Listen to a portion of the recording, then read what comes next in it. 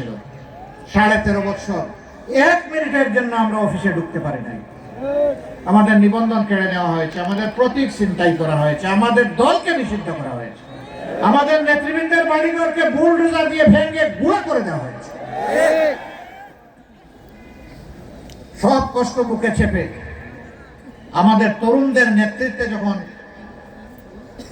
আগস্টের বিপ্লব সম্পন্ন হলো, আমরা তখন সেজদায় পড়ে গেলাম। ও আল্লাহ, তুমি না বলেছ ফাসাব্বিহ বিহামদি রাব্বিকা ওয়াস্তাগফির, আমরা তোমার প্রশংসা করছি। হে আল্লাহ, আমরা তোমার পবিত্রতা ঘোষণা করছি আর নিজেদের দুর্বলতা ত্রুটি বিচ্ছুতির জন্য তোমার কাছে ক্ষমা প্রার্থনা করছি। সেদিন আমরা চোখের পানি দিয়ে পানি ফেলতে ফেলতে বিধ্বস্ত কেন্দ্রীয় অফিসে ঢুকে আমরা এই কাজ করেছিলাম। সারা দেশের সহকর্মীদেরকে বলেছিলাম, পড়ো পড়ো, প্রভুর দরবারে সেজদায় পড়ো। প্রিয় পাবনাবাসী, আমরা বলেছিলাম যারা আমাদের সর্বনাশ করেছে, মহান আল্লাহ তুমি সাক্ষী থাকো, আমরা তাদের কারো উপর প্রতিশোধ নেব না। আমরা আমাদের কথা রেখেছি, আমরা প্রতিশোধ নেই নাই। তবে এও বলেছিলাম, শহীদ আহত পঙ্গু পরিবার এবং ব্যক্তি তারা যদি আইনের আশ্রয় নেন, আমরা তাদেরকে সর্বাত্মক সহযোগিতা করব। কিন্তু সাবধান করে দিয়েছিলাম, কাউকে মিথ্যা মামলার আসামি বানাবেন না, একটা নিরপরাধ মানুষকে আপনার মামলার আসামি বানাবেন না। যদি বানান, আল্লাহ দরবারে দায়ী থাকবেন, জামাত ইসলামী আপনাদের সাথে থাকবে না। একটা মামলা এমন আছে আসামি মাত্র একজন, আমরা দ্বিতীয়জন দোষী খুঁজে পাই নাই, দ্বিতীয় আর একটা নাম দিব কিভাবে? কিন্তু সেই আমাদেরই পাশাপাশি অনেকে মামলা করেছেন, একই মামলায় 800-900 আসামি। হয় না এই ধরনের মামলা? সাধারণ মানুষকে হয়রান করা হয়েছে। কষ্ট হলো আমাদের বেশি, ক্ষতি হলো আমাদের বেশি, প্রতিশোধ নিলে আমরা নিব সবার চাইতে বেশি। আমরা যারা সবর করলাম, বাকিরা সবর করতে পারলো না কেন? 6 তারিখ থেকে অনেকে কপাল কিসমত বানানোতে লেগে গেলেন, হালাল নয় হারাম পথে মানুষকে কষ্ট দিয়ে, মানুষের কাছ থেকে জোর করে চাঁদা আদায় করে, আবার কি কি জানি কোন কোন জায়গা দখল করে। ওই দখলের জায়গাগুলোর নাম বললে অনেকে আবার গুসা করে। জায়গা দখলে রাখবে কিন্তু নাম বললে গুসা করবে। আমি দখল করেছি, তা আপনি আমার নাম বলবেন কেন? সম্মানিত ভাইয়েরা, এটা ভালো লক্ষণ নয়। তাহলে 15.5 বছরের দুঃখ দিকে আপনি যে মজলুম হলেন, নির্যাতিত হলেন, এখান থেকে শিক্ষা আপনি কি নিলেন? কেন আপনি মজলুম হয়ে এখন জালিমের ভূমিকায় অবতীর্ণ হবেন? মজলুম তো মজলুমের দুঃখ বোঝার কথা। আমরা চেষ্টা করছি সেই দুঃখগুলো বোঝার, দুঃখ গুছানো, মানুষের পাশে থাকা। পাবনাবাসী, আমাদের অঙ্গীকার খুব বেশি নয়, স্পষ্ট। আমরা বলেছি চাঁদা আমরা নিব না। আল্লাহ যদি জনগণের ভালোবাসায় আমাদেরকে সরকার গঠনের সুযোগ দেন, তাহলে চাঁদাওয়ালাদের হাত বন্ধ করে দেব। দুর্নীতি আমরা করব না এবং দুর্নীতিকে আমরা প্রশ্রয় দেব না। এই দুই ভাইয়েরা এখন চিন্তা করবে, হায় হায় আমাদের কি হবে? না রে ভাই, তোমাদেরও ভালো হবে। কিভাবে ভালো হবে? হারাম পথে তোমরা যখন রুজি করো, ভিতরের মধ্যে অশান্তির আগুন জ্বলে। আমরা তোমাদেরকেও শান্তি দিতে চাই, আমরা 18 কোটি মানুষেরও শান্তি চাই। এই জন্য তোমাদের হাতেও হালাল রুজির কাজ আমরা তুলে দেব ইনশাআল্লাহ। ভালোবেসে আদর করে দরদের সাথে এই কাজ করব। তোমরাও বেঁচে যাবা, আমাদের মজলুম জাতিটাও বেঁচে যাবে। সেদিন তোমরা সম্মানের সাথে 10 জনের মতো বসবাস করবা, আনন্দের সাথে থাকবা, মাথা উঁচু করে চলবা। কেউ তোমাদেরকে ওরকম কোনো অভিধায় অভিযুক্ত করবে না। আমরা বলেছি সমাজে ন্যায় বিচার কায়েম করা আমাদের অঙ্গীকার। অঙ্গীকার এই কারণে আজকে এখানে দাঁড়িয়ে যে কথা বলতে পারছি, আর আপনারা যে এখানে এসেছেন, যাদের ত্যাগের কারণে এসেছি, তাদের স্লোগান ছিল উই ওয়ান্ট জাস্টিস। আমরা সারা সমাজে সর্বত্র ন্যায় বিচার চাই। আমরা শহীদদের সেই বোঝা কাঁধে করে ফেরি করছি। আল্লাহ তাআলা আমাদেরকে সুযোগ দিলে, সামর্থ্য দিলে সকলের জন্য সমান ন্যায় বিচার নিশ্চিত করা হবে ইনশাআল্লাহ।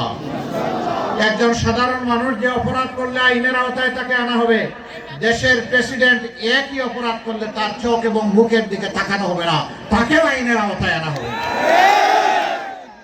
এর নাম হচ্ছে ন্যায় বিচার। সেই ন্যায় বিচারটা আমরা নিশ্চিত করতে চাই।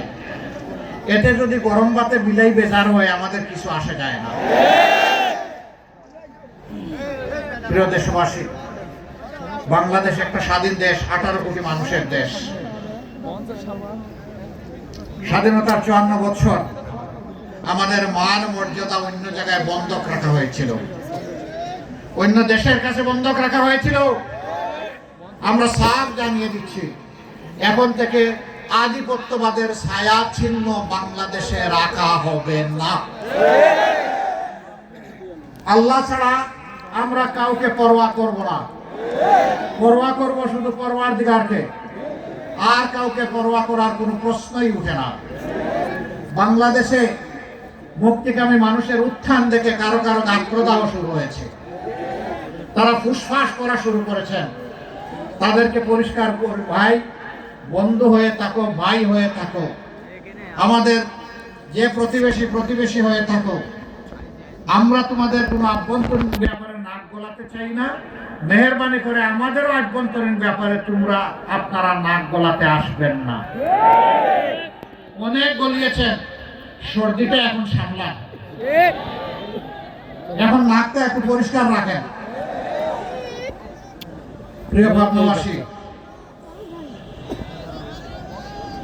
এই সব কিছুর জন্য একটা পরিবর্তন দরকার। বস্তা পচা রাজনীতিকে বলা দরকার তোমাকে লাল কার্ড। আপনারা পাবনা থেকে লাল কার্ড দেখাতে পারবেন? মুবারকবাদ। এর জন্য প্রয়োজন একটা অর্থবহ সংস্কারের প্রস্তাবনা পাশ করার জন্য হবে গণভোট একই দিনে। সুতরাং আমাদের প্রথম ভোটটা হবে ইনশাআল্লাহ গণভোটে হা। গণভোটে কি বলবেন?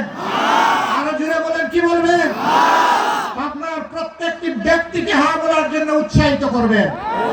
গণভোটে হা বলা মানে হচ্ছে আজাদি, না বলা মানে হচ্ছে গোলামি। আমরা আজাদি চাই না গোলামি চাই? অতএব হা ভোট হবে আজাদির পক্ষে ইনশাআল্লাহ। দ্বিতীয় ভোটটা হবে সরকার গঠনের জন্য। হা ভোট যদি জয়ী হয় সরকার গঠন সফল হবে ইনশাআল্লাহ। আর হা ভোট যদি কোনো কারণে আল্লাহ না করুন পরাজিত হয়, সরকার গঠন করে কিছুই হবে না। ওই আবার ফেসিবাদ, আমরা সেই ফেসিবাদ চাই না। আমরা একা নই, এই দেশের শাসন ব্যবস্থা হাতে নিয়ে আমরা মজা লুটতে চাই না। আমরা এটাকে মজা লুটার কোনো ইন্ডাস্ট্রিও মনে করি না, বরঞ্চ এটা দায়িত্বের গুরুভার, বোঝা। সেই বোঝা আমরা 10 মিলে একসাথে বহন করতে চাই। এই জন্য আমরা 10টা দল আল্লাহর উপর ভরসা করে ঐক্যবদ্ধ হয়েছি। এই 10 দল মানেই বাংলাদেশ। আপনারা প্রিয় বাংলাদেশের পক্ষে শক্ত অবস্থান নেবেন? শিওর নেবেন আপনারা? আলহামদুলিল্লাহ। 10 দলের মার্কা এক এক জায়গায় এক একটা হবে, কারণ আমরা কোনো দলকে আমাদের পেটে হজম করার পক্ষে নই। আমরা সবগুলো দলের প্রতি আমরা সম্মান দেখানোর পক্ষে। যেদিন থেকে আমরা এই ঐক্যের আলোচনা শুরু করেছি সেদিন থেকে আমরা বলেছি দলগুলা যার যার মার্কা নিয়ে নির্বাচন করবে ইনশাআল্লাহ। কিন্তু এখানে মনে করেন শাপলাকলি দিয়েছি, ওই আপনার পাল্লাটা এখানে শাপলাকলিতে ঢুকে যাবে, এখানে রিক্সাও ঢুকে যাবে, ঘড়িও ঢুকে যাবে, ফুলকপিও ঢুকে যাবে, ছাতা ঢুকে যাবে, যতগুলো মার্কা আছে সব এখানে এসে হাজির হয়ে যাবে। আমরা সবাই এক। 10টা মানুষের 20টা হাত এক হয়ে গেছে। এখন এই এক মার্কার পক্ষে আমরা লড়ে যাব ইনশাআল্লাহ। সব জেলায় অবশ্য বিভিন্ন দলের প্রার্থী নাই, বেশিরভাগ জায়গায় জামাত ইসলামের প্রার্থী আছে। আমরা আমাদের শরীফ ভাইদেরকে কৃতজ্ঞতা জানাই, ধন্যবাদ জানাই। আমরা কারো উপর কিছু চাপিয়ে দেইনি, সবাইকে সম্মান করার চেষ্টা করেছি পরস্পরের পক্ষ থেকে। এটি আমাদের মর্যাদা। সম্মানিত ভাইরা, ইনসাফের প্রতীক দাঁড়িপাল্লা, এটাও গায়েব করা হয়েছিল। কারণ যারা বাংলাদেশে ইনসাফ দেখতে চায় না, তারা নির্বাচনে ইনসাফের প্রতীককে সহ্য করবে কিভাবে? এই জন্য আমাদের প্রতীকটাকে